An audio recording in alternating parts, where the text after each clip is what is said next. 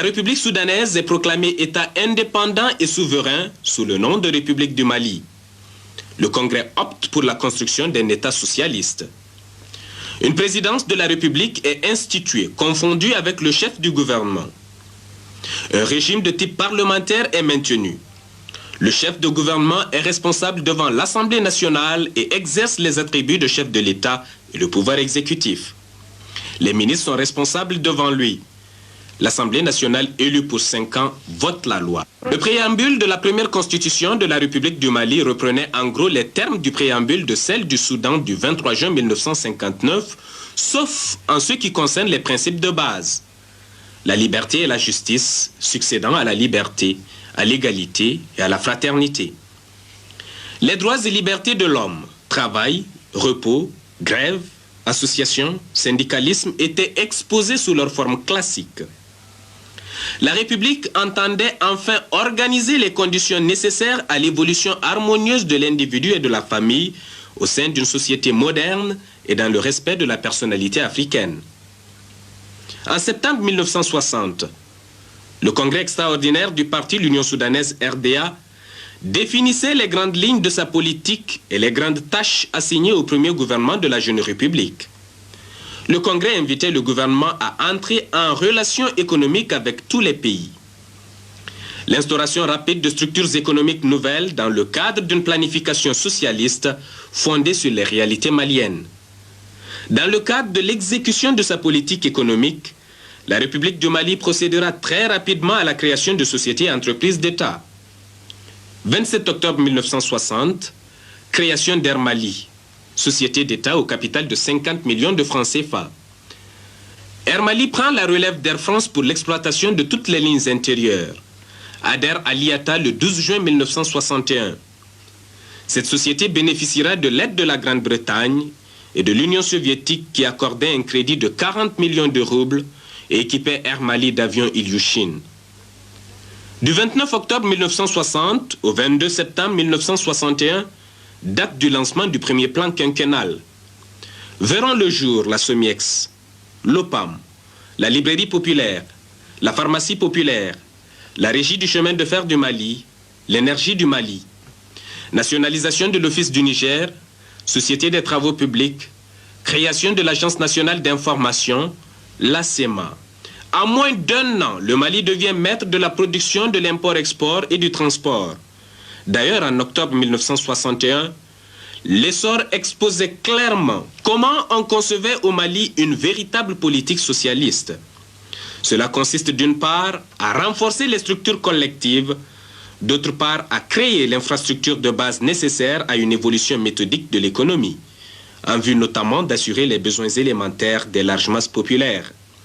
Un rôle qui, dans notre pays non industrialisé, où les moyens de production sont insuffisants, il était nécessaire et indispensable pour freiner la tendance à faire passer le superflu avant le nécessaire au nom du profit, de nous rendre maîtres du commerce d'import-export qui constitue le moyen d'introduire les objets manufacturés.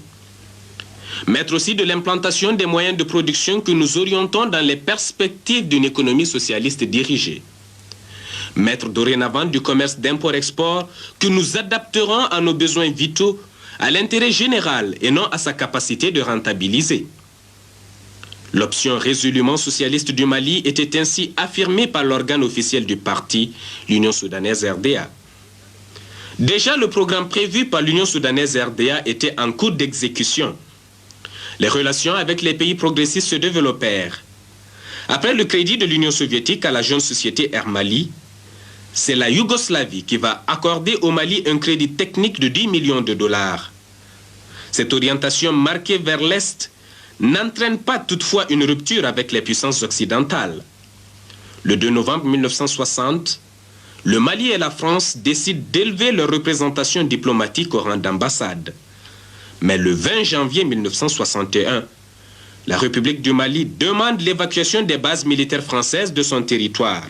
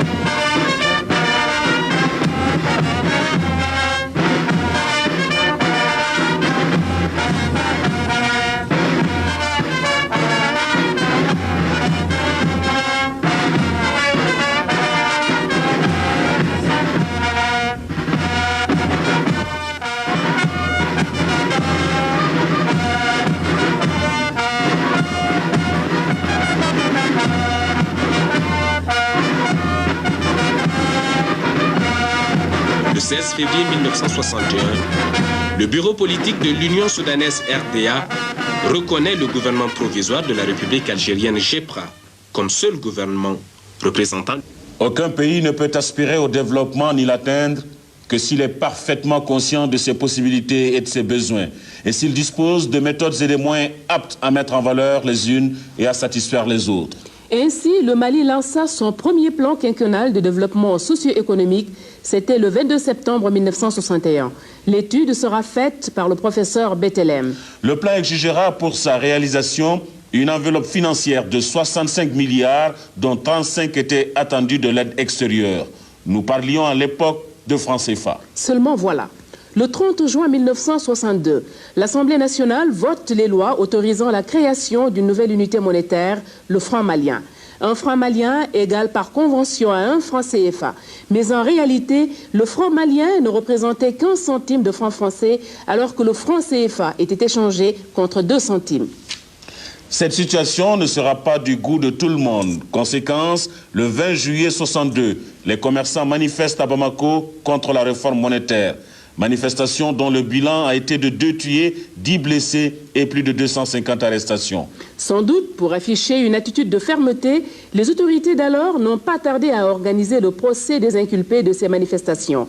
4 jours seulement après les émeutes, s'ouvrait le tribunal populaire composé de 39 membres qui devait donner son verdict 3 mois plus tard à l'issue d'un procès marathon. Le 1er octobre 1962, le verdict tombe. 3 condamnations à mort, commises en peine à perpétuité plus tard, et plus de 50 autres condamnations allant de 20 ans à 5 ans de travaux forcés. Après ce passage de la zone de turbulence de ce mois d'octobre, le navire de la Jeune République poursuit sa marche vers la consolidation de son identité socio-culturelle. Le 9 octobre 1962, l'Assemblée nationale adopte l'hymne de la République, dont le texte intitulé « Le Mali » a été rédigé par Seydou Badian Kouyaté sur une musique de Mario Gambetta. À ton appel, Mali, pour ta prospérité, fidèle à ton destin, nous serons tous unis. Un peuple, un but, une foi pour une Afrique unie.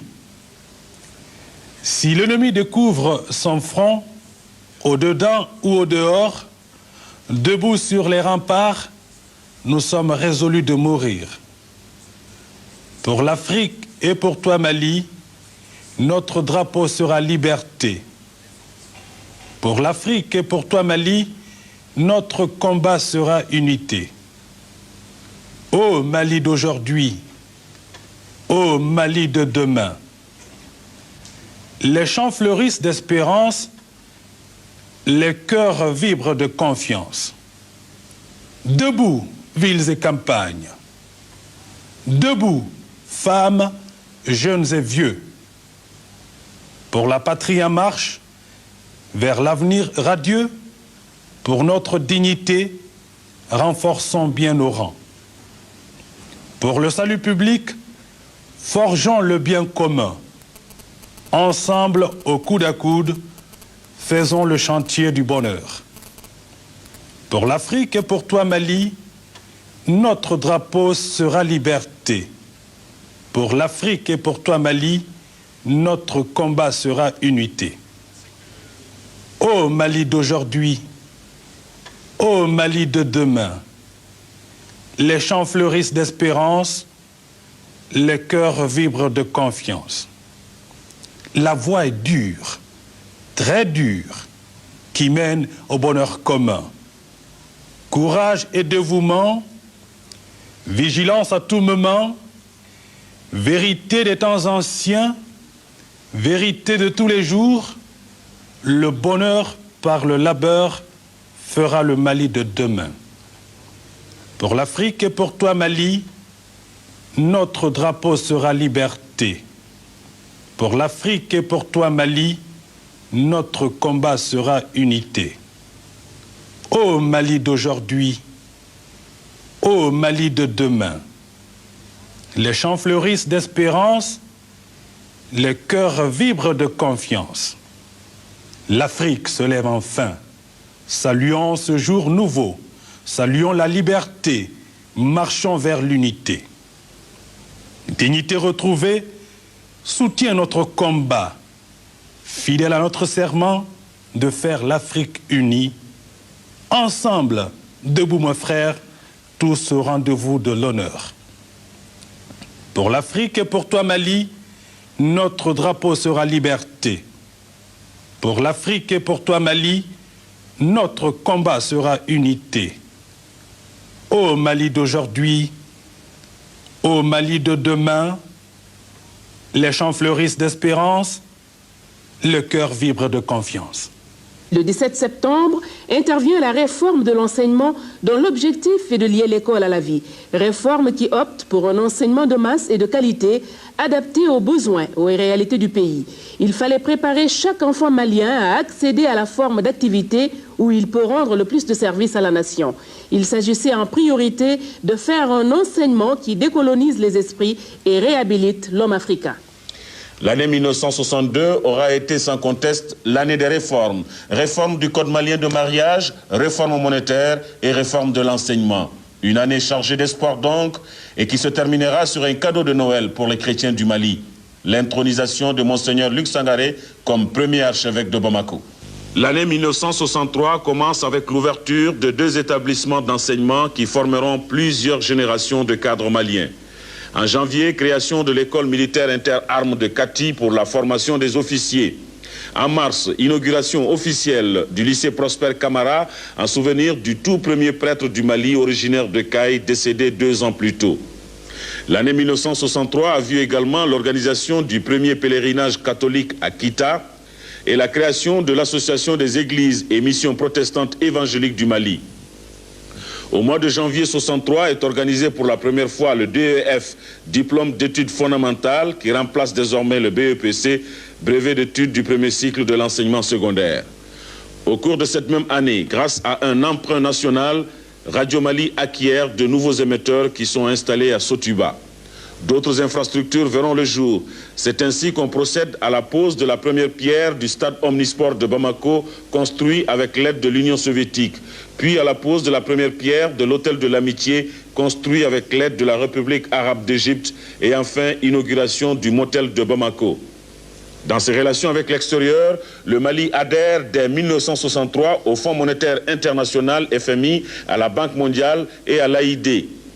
Convaincu que c'est dans l'Union que se fera le développement du continent, notre pays abrite le premier sommet du comité inter-État du fleuve Sénégal, regroupant la Guinée, le Mali, la Mauritanie et le Sénégal, qui se transformera en OERS, Organisation des États riverains du fleuve Sénégal, pour enfin devenir l'OMVS.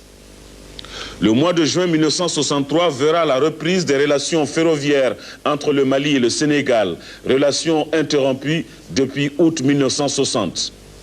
Le Mali s'affirme de plus en plus sur la scène internationale avec l'organisation d'un autre sommet devant aboutir au règlement à Bamako du conflit de frontières algéro-marocain par l'empereur Haïlé Sélassié Ier d'Éthiopie, Sa Majesté le roi Hassan II du Maroc, le président Ben Bella d'Algérie et le président Modibo Keïta du Mali. C'était du 23 au 30 octobre 1963. L'Organisation de l'Unité africaine, OUA, venait de franchir sa première crise. Le Mali était membre fondateur de l'organisation, créée le 25 mai 1963. C'est le jour de l'Afrique, c'est l'heure de l'Afrique. Oh, jeunesse, c'est l'allégresse. La nuit disparaît, du soleil rayonnant fait. Inscrire dans les cieux la liberté, inscrire l'unité, inscrire l'unité. C'est le jour de l'Afrique. Oh, jeunesse, c'est l'heure de l'Afrique. Quelle belle espérance. C'est le jour de l'Afrique. Oh, jeunesse, c'est l'heure de l'Afrique. Quelle belle espérance. L'Afrique libre brille au soleil de sa sueur et cherche dans la terre les voies de sa survie. Et puis, surgit l'esclavage qui brise les rêves, enchaîne les ambitions et l'âme de l'humanité. La traite des Noirs aura vidé le continent de toute sa substance. Ils sont des milliers appartenant aujourd'hui à d'autres continents, victimes d'un génocide culturel irréparable. L'autre mal qui achèvera l'agonie de l'Afrique est la colonisation. Mais il y avait aussi des hommes devenus des héros parce qu'ayant manifesté avec une bravoure inégalable leur refus de l'occupation coloniale. El Hadj Omar Tall, Samori Touré, Tcheba, Babemba, Cheiboun et Firoun, pour ne citer que cela et pour ne prendre que l'exemple du Mali. Malgré leur résistance opiniâtre et compte tenu du déséquilibre de force entre l'occupant et l'assiégé, l'Afrique sera soumise à un découpage terrible par l'étranger. Mais il fallait, avant la naissance de l'Union panafricaine, colmater les brèches, assainir le climat qui prévalait à l'époque entre les deux groupes antagonistes de Casamance.